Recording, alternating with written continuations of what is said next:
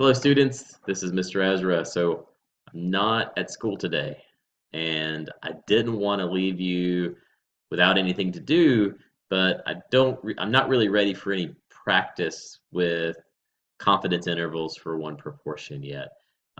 So I thought I would leave you a video today that you could watch, or if you miss class, you could watch some other time. And hopefully by the end of the video, you'll have some idea of how to do this confidence interval for one proportion, and you'll kind of have made some sense of it.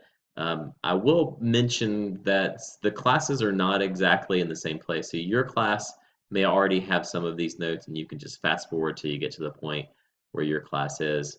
But we're going to begin at the beginning of 8.2 and just kind of start in your packet where it starts 8.2 confidence intervals for one proportion.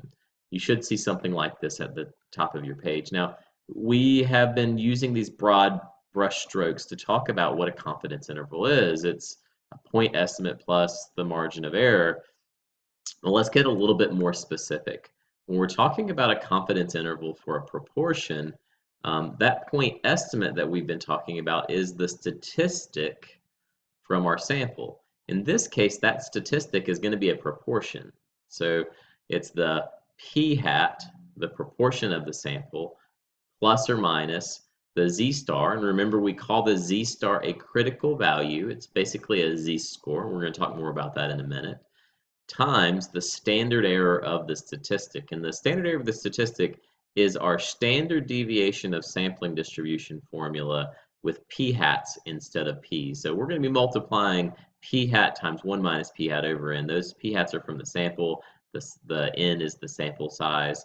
So this is our formula. This is how we actually get the interval for our confidence interval.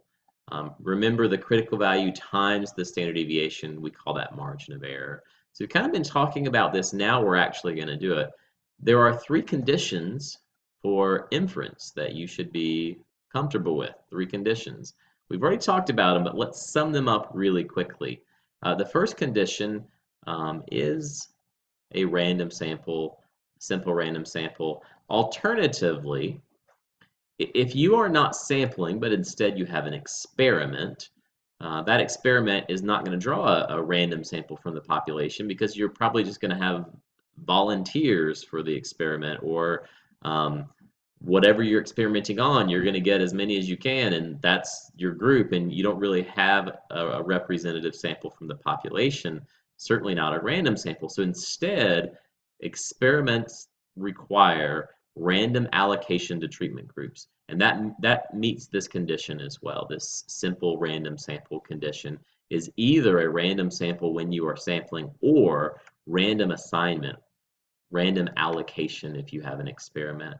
Now you have to write, before you do any calculations, that you've checked this condition, that somewhere in the stem of the problem it states that we have a simple random sample of a certain size to represent all of the people in the population. So we're using a sample to try to predict what's true for the population. If you don't have a random sample, or you don't have random allocation, or you just don't know, right? Then you're going to write sample not known to be random, or experiment not known to have random allocation, proceed with caution. This proceed with caution is basically saying, I know that I have a sample from the population, or I know I have some results from an experiment. I can still create a confidence interval. It may not be as reliable as it would be if this were a random sample, but I can still do it. I just am telling you that you should look at my results with some caution, that they're not necessarily the best representation of what's true for the population. But I'm not done. If this condition is not met, I can still proceed with caution. The second condition that we check is independence. The observations from our sample must be independent. You have to show your work here. You can either use the 10% condition by mentioning that the sample is less than 10% of the population, or you can check that the population is sufficiently large. And you'll see this is the one that I use the most often. I'll think about my sample size, multiply it by 10, and think, well, the population has to be at least 10 times larger than this in order for this condition of independence to be met. You have to show your work when you do this. You have to show and write this out. If it checks, then right, we can go ahead and calculate the standard error. If not, then there is a way to do it using the finite population correction formula that I mentioned before. We're not going to use that in this class. So you're just going to write standard error cannot be safely calculated, and you're going to stop. Without this thing that we're not going to talk about, we cannot proceed with a confidence interval if we do not have independence. The last condition is that we have the last condition is that we have an approximately normal sampling distribution. In order for that condition to be met for proportions, and these questions are going to be about proportions, we're going to check that n times p hat and n times 1 minus p hat are both greater than or equal to 10. Notice I don't know the population proportion here. I'm trying to predict it, right? I'm trying to create a confidence interval so that I can hopefully capture it. Well, since that's true, I'm using that point estimate, that p hat, to check this condition because it is the best estimate that I have for what's true for the population. So I am going to use that here, and if it works out, then we can assume that the sampling distribution is approximately normal. You need to write that down. If it does not check out, then the sampling distribution is not known to be normal, and the confidence interval cannot be calculated, and you have to stop. You can't do it, okay? Please don't write anything about the central limit theorem with questions about proportions. It does not work here, so don't use it. Okay, so one part of our formula is something called a z critical value, and you might think back to the empirical rule, that 68, 95, 99.7 rule, which basically says, you know, we can get this idea of what a z-score is, or how many standard deviations we are from the mean for these. You know, 68 was 1 standard deviation, 95 was 2, 99.7 was 3 standard deviations. Well, we're going to be a little bit more specific right now. We're going to be a little bit more specific. So let's start with the 68% confidence interval. We're building a sampling distribution, and we're basically saying that 68% of that sampling distribution goes to the left and right of the mean, and it's the same distance to the left and right of the mean. If I want to find this z-value right here, this z-score, we're going to call it the critical value or the z-star, right? I can't just use the 68% because remember, when we use invert norm in our calculator, it's all of the area to the left. So we've got 0.68 to the left for that 68%. How much is left in the two tails? Well, if I've used 68% in the middle of the distribution, that leaves me for, what, 32% in both tails? Okay, well, I don't care about the tail that's above the z-star. I want the tail that is below the z-star. So if I split that 32% in half, I see that 16% is in the left tail. That's the one that I want to know about. It's in the left tail. So that's 16% or 0.16. So if I want to do invert norm, I've got to add the 0.68 for the confidence level, which is the middle of the distribution, plus the tail of 0.16. So to do this, I'm gonna put this in my calculator. I'm gonna use invert norm to find this z-score for that area to the left. So I hit second vars. Remember that distribution button is what you're looking for, and I'm gonna go down to number 3, invert norm, INV norm. Now, some of your calculators may ask area to the left. Well, that's going to be 0.68 plus 0.16. I'm actually just going to type 0.68 plus 0.16. You could do that math in your head, that's fine. It might ask you for the mean and standard deviation too, and since this is the standard normal curve, the mean is always going to be 0 and the standard deviation is always going to be 1. So you can use that mean and that standard deviation here. If it doesn't ask you those questions, you can just put it in this way and it will assume the standard normal distribution and give you your z-score. So we get a z-score of 0.99 or 0.994. So 0.99 is our z-score.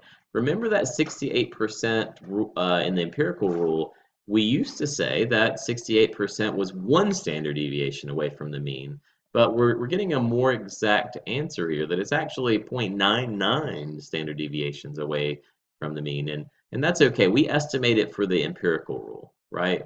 Now we've got more exact answer, and that's what we want to start using. We want to start calculating this z-score and using it. So this is a z-score of, or a z-star critical value of 0.99. If we do a 90% confidence interval, we'll do kind of the same thing. We've got 90% in the middle, which is 0.9. What percent is going to be in the left tail? Well, there is 10% left over. That's in both tails. Right? So in the left tail, that leaves us, if we divide this in two, that leaves us with 5% in the left tail. That's 0.05. If I add those together in my invert norm, or, I mean, do you have to put 0.9 plus 0.05? No, I mean, you could go ahead and add them together in your head. That's 0.95, isn't it? Okay, so that's what I'm going to put in my invert norm. I'm going to hit second, distribution, invert norm, 0.95. The z-score is 1.65 is what I'm going to round. Nope, sorry. 1.64 is what I'm going to round it to. 1.64. So equal to 1.64. So the z-star for every single confidence level problem with a z critical value, every one of these types of problems where we have a 90% confidence level, the z-star, the critical value is 1.64. So what I want you to do here is there's several more confidence levels and drawings and tail areas and critical values. I'd like for you to follow my lead and try to fill in the rest of them. See if you can figure them out. Practice getting that z-star because it is something that you're going to have to be able to do to be successful in this unit. After you've practiced those, restart up the video and check to see if you've gotten them right and make any corrections if you need to. So pause the video now and then restart it again in just a second. All right, so here are my versions of the answer. For the 95% confidence interval, I got a z-score of 1.96, and you can see my work here, hopefully. For the 99% confidence interval, I got a z-score or a z-star of 2.58. The critical value for 99.7 is 2.97, almost 3, which remember the 99.7 was the 3 standard deviations out. And then C, I'm sure that some of you had trouble with this one. So let's look at the C. Remember that what's inside here is C. And what's to the left, if I subtract 1 minus C, that gives me both tails. If I take that 1 minus C and divide it by 2, that's going to give me the area in this left tail. So if you look down here, I've done this thinking before I got a formula for it. I said, well, that would be 1 minus C over 2 plus C in my invert norm. That would give me the area to the left of that spot in the distribution. I got like denominators by making this 2C over 2. That allowed me to add the numerators together, and negative C plus 2C is just C. I told you this formula the other day, but I didn't tell you where it came from. Now we've derived it. You can put inverse norm of 1 plus any confidence level over 2, and if you put it in your calculator the correct way, meaning that you must either go ahead and add the 1 plus the confidence level or put it in parentheses before you divide, then you should get the correct I mean, it doesn't matter what the confidence level, this will always work. You just plug in confidence level for C. Okay, so now let's actually work through a problem. The first thing that we're going to do is read our prompt and see if there's any information that we can use. The National AIDS Behavioral Survey found that 170 of a sample of 2,673 adult heterosexuals had multiple partners, more than one partner within the last year. So this proportion for our sample would be 170 over 2673. We might have to calculate that, but in this case, they're telling us, well, that is a sample proportion of 0.0636. We don't have to divide. That should be what you get when you divide 170 by 2673. We're going to act as if this sample were a simple random sample. So anytime you see random sample, that's something that you should kind of pay attention to. We're going to calculate a 99% confidence interval for the proportion, the true proportion of all adult heterosexuals in this population with multiple partners. This is something that the National AIDS Behavioral Survey would be interested in, this kind of behavior and how it impacts the spread of this disease. Okay, so we're going to first check our conditions for inference. We can not proceed with calculating a confidence interval by just doing it, because there are conditions that have to be met. And if some of those conditions aren't met, or one of those conditions are not met, we might not be able to move forward. Are you at the point now where you remember those conditions, where you know them? Hopefully you're thinking in your head, well, one of them was a random sample, simple random sample, I got that. The other was independence, there was a formula for that. And the other was normality, and there was a formula for that. And you were thinking, I think I know them. Well, let's get a good example of those conditions checked down, kind of what I would expect you to write for a question like this. So the condition first, we're told that we have a simple random sample of 2,673 adult heterosexuals. We're going to use that sample to represent the population of all adult heterosexuals. In other words, this is our point estimate that we're using. This is the best estimate that we have is from our sample of these 2,673 people. The second condition, so simple random sample is the first condition. The second condition is called the independence condition, right? Independence. We want to be able to use the standard error formula. We want to be able to assume that we have independence in our sample. So what do we check? Well, our population has to be sufficiently large. In this case, all adult heterosexuals in this population must be more than or equal to 10 times the sample size, which means we need at least 26,730 adults in the population. We can assume that this is true and go ahead and proceed to calculate our standard error. We're able to do that.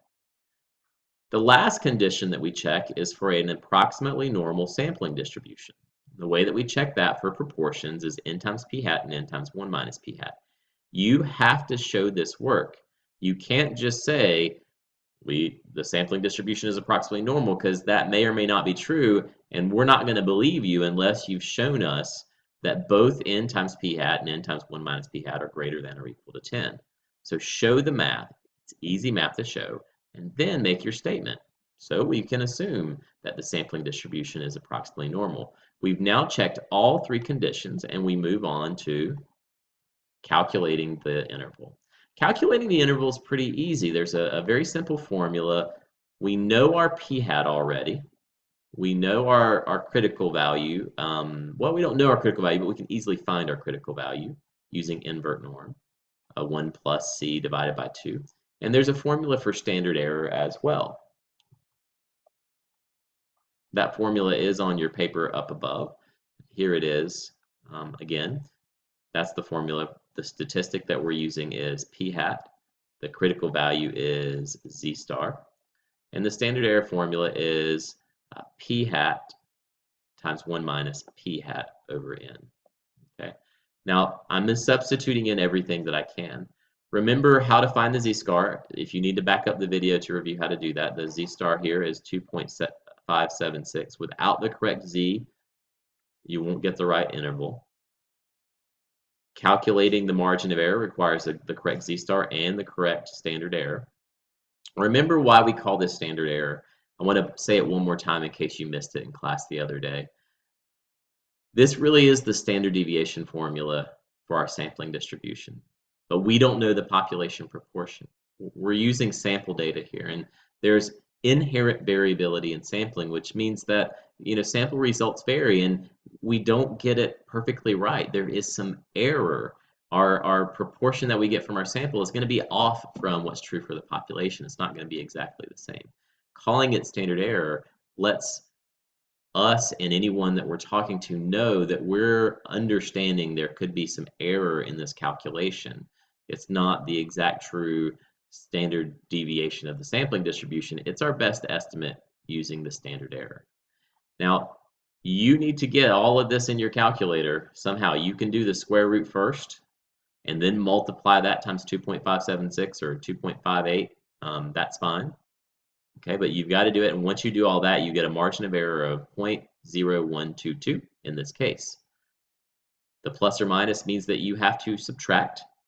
Subtracting gets you the lower boundary. And you have to add. Adding gets you the upper boundary. This is our interval. It's an interval notation. We're basically saying that the true proportion is somewhere between these two numbers. So they need to be from least to greatest, right? Somewhere between these two numbers is our true proportion, we think. And we interpret the interval with this kind of fill in the blank method here. I mean, this is a really good way to conclude and interpret the interval. I am 99% confident, we got this from the stem of the problem, that the proportion of all adult heterosexuals, we're describing the population, that have more than one partner is somewhere between 5.14% and 7.58%. I changed those proportions to percents. You could leave them as proportions. It would be fine. Wouldn't matter if you used 0.0514 to 0.0758, or if you use the percents, that doesn't matter. That's a great way. I mean, if you can model this, you're going to get them right. One point that I want to make, and this is going to be true for inference in general, is in this statement, do not use past tense.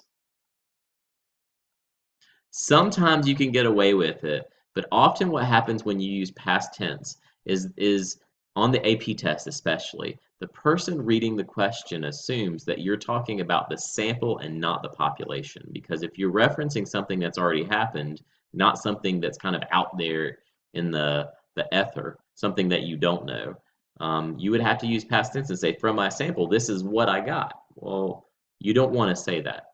You want to use present or future tense in your conclusion so that the person reading it understands that you are describing this unknown population parameter that is currently true for the population. If you need another example, if this one wasn't good enough, I always encourage you to read in your textbook, but you can specifically turn to page 491 and check out the example on that page. I think that's the right page number.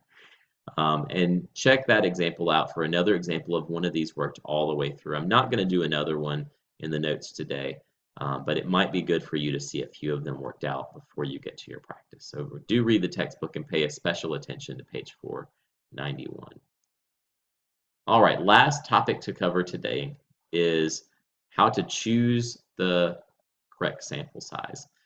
Remember we said that one way that you can control the margin of error and thus the width of the interval is to take a larger sample. Well, we can actually use this idea to get a sample size before we even collect a sample that will give us a desired margin of error or something that's a little bit smaller. Okay, so what we're going to do to find that desired sample size is we're going to use this formula here, which the margin of error, remember, is the right side of our confidence interval formula. We're going to say that the margin is equal to this formula, and we're going to plug in everything that we know. Now, until we actually take a sample, we're not going to know p hat. So we're going to have to kind of guess what it could be. You can guess that p hat, there should be a hat on that. You can guess the p hat based on experience. Like if in the past you know that it's about 3%, well, you could use 3% for p hat and that would be okay. But in general, there should be a hat on this one too. In general, all of these guys need hats. In general, the best p hat to use if you don't know what to use is 0.5. Okay. The reason that we do this is it's going to give us probably the most conservative estimate for the margin of error, which is going to ensure that we get a sample size that's large enough for our desired margin of error. So don't try to guess what to use for p hat when you're doing this. Just use 0.5 unless you're specifically told to use something else. Okay. Our example here, Gloria Chavez and Ronald Flynn are candidates for mayor in a large city. You are planning a sample survey to determine what percent of voters plan to vote for Chavez. You will contact a simple random sample of registered voters in the city. You want to estimate the true proportion of voters with 95% confidence and a margin of error of no greater than 3%. How large of a sample do you need? Okay, well, let's think about this. We want a margin of error of 3%. So for margin of error, we're going to use 0.03. We don't have any idea what p hat could be when we take this sample. So we're going to have to use that conservative 0.5. And let me kind of explain why 0.5. 0.5 times 0.5 is 0.25. If I go away from 0.5 in either direction, and I do p hat times 1 minus p hat. If I use p hat of 0.4, that would be 0.4 times 0.6. What's going to happen is our decimal is going to get a little bit smaller. 0.4 times 0.6 is 0.24, a little bit less than 0.25. If I use 0.1, that's 0.1 times 0.9, which is 0.09, even smaller, right? So the further I get away from 0.5, the smaller the numerator in our fraction is going to get. That's going to cause us to not need as large of a sample size, which is kind of a problem if in fact it was 0.5. So since 0.5 gives us the most conservative estimate, the largest number in the denominator, for example, we're going to ensure that we get a sample size that's large enough that we'll get 3% or less no matter what no matter what the sample proportion is.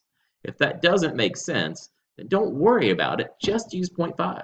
Trust me, it'll be okay. We don't know the sample size. That's what we're trying to find. And we have to find the z-star. Now, how are we going to find the z-star? We know it's a 95% confidence interval, so we could use invert norm, 1.95 divided by 2, like I showed you in class or we saw earlier in this video. And you'll get a z-star of 1.96 about, if you do it that way. Okay, so we have everything that we need to fill into this formula except for n, which is what we're trying to find. So let's do the algebra here. Okay, we're going to set 0.03 equal to 1.96 times the standard error, which is 0.5 times 1 minus pi over n. Now, this 1.96, which is being multiplied by the standard error, I can undo that multiplication by dividing both sides by 1.96. So that's what I did here. I divided both sides by 1.96. Right? Got rid of it on the left. I then had 0.03 over 1.96 equals the standard error. And I wanted to get rid of that square root. So to get rid of the square root, I squared both sides. Right? That canceled out the square root and left me with just 0.5 times 1 minus 0.5 over n. And on the right side, I now have 0.03 over 1.96 squared. Okay, well, something happens when you have a variable in the denominator on one side of the equal sign. Technically, what's going to happen is I'm going to multiply both sides by n. So I'd have like an n over here and an n over here, and those n's would cancel out. And then I would divide by everything that's not n, and essentially those two things just trade places. Right? You've probably seen this before in your algebra class. So I put all this in my calculator. I do all these calculations. And in this case, I get 1067.1 repeating. Now, I can't have a sample size of 1067.11111. I'm not going to have a fraction of a person. So to make sure that I have enough people, I'm going to round up to 1068 people. In fact, you always round up with this calculation. You never round down, even if mathematically you would normally round down. We want to make sure that our sample size is large enough to be less than 3% for our margin of error. So we always have to round up so that our margin of error would be just a tiny bit smaller. Now, you can do this algebra every single time that you work out one of these problems, or we have kind of derived a formula for what we just did, right? 0.5. Oh my goodness, I see a mistake. I see a typo. This should be a 0.5. I'm so sorry that if you already copied that down, you need to fix it. 1 minus 0.5. Well, what's 1 minus 0.5? It is 0.5, and 0.5 times 0.5 is 0.25, so I can go ahead and simplify that. The 0.03 here was the margin of error. The 1.96 was the z-star, and we squared it. So you could just use this simplified formula in order to find the the sample size that you need. The problem with this, I guess, is that this formula is never going to be provided for you. So if you don't want to do the math every time with the formula that is provided for you, solving for n every time, then you have to memorize this formula. That's just the way that it is. Just the way that it is. I think there's an example of this in your textbook as well. So if you need another example, please check that out. And remember, I'm not in class today, but if you run into a question with something that isn't quite making sense, you can always text me through Remind, and I'll try to answer to the best of my ability. I'll do my best. At this point, I want you to try some of these problems. So I'd like for you to open your textbook and work the problems at the front of your packet from 8.2. Okay, so do the 8.2 reading